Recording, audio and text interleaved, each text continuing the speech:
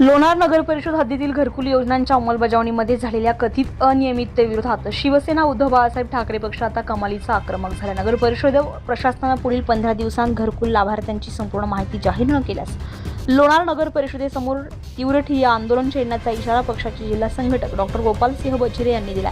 या संदर्भात नगर परिषदेच्या मुख्याधिकाऱ्यांना एक जाहीर निवेदन सादर करण्यात आले।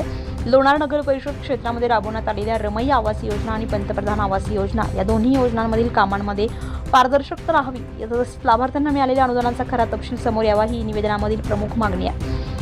तर निवेदनामध्ये नमूद केल्यानुसार सन 2021 ते 2025 या कालावधीमध्ये मंजूर झालेल्या सर्व घरकुलांची सविस्तर आणि साक्षांकित माहिती मागवण्यात आली आहे। यामध्ये घरकुलांचे स्थळ निरीक्षण अहवाल यासोबतच जोडलेली छायाचित्रे, लाभार्थ्यांनी सादर केलेली कागदपत्रे आणि आजपर्यंत कोणत्या लाभार्थ्याला किती अनुदान मिळाले याच्या धनादेशाच्या तारखांसह संपूर्ण तपशिलाचा समावेश आहे। पदाधिकाऱ्यांनी प्रशासनाला इशारा दिलाय की येत्या 15 दिवसांच्या आत ही सर्व माहिती अधिकृतपणे उपलब्ध करून द्यावी।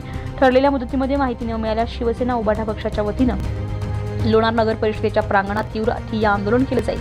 तसेच मागण्या मान्य न झाल्यास नगर परिषदेच्या कर्मचाऱ्यांना मुख्य प्रवेशद्वारावरून आत जाऊ न देता कामकाज रोखण्याचा थेट इशाराही पक्षानं दिला। या निवेदनावर जिल्हा संघटक डॉक्टर गोपाल सिंह बचिरे, शहर प्रमुख गजानन जाधव सर, ज्येष्ठ शिवसैनिक सुदन आंभोरे सर, युवा शहराधिकारी श्रीकांत मादनकर, शहर संघटक तानाजी मापारी, विभाग प्रमुख तानाजी आंभोरे, इन्कलाब कुरेशी, अशफाक खान, योगेश भुक्कन, गोपाल मापारी, शे सादेक, शे जमीर, शेख इन्कलाब, ओवेस कुरेशी, ज्ञानेश्वर दुधा मोगरे यांच्यासह अनेक पदाधिकारी आणि कार्यकर्त्यांच्या स्वाक्षऱ्या आहेत। आता या गंभीर इशाऱ्यावर नगर परिषद प्रशासन काय भूमिका घेते याकडे संपूर्ण लोणार शहराचं लक्ष लागलंय। लोणार शहरामध्ये नगर परिषदेचा भोंगळ कारभार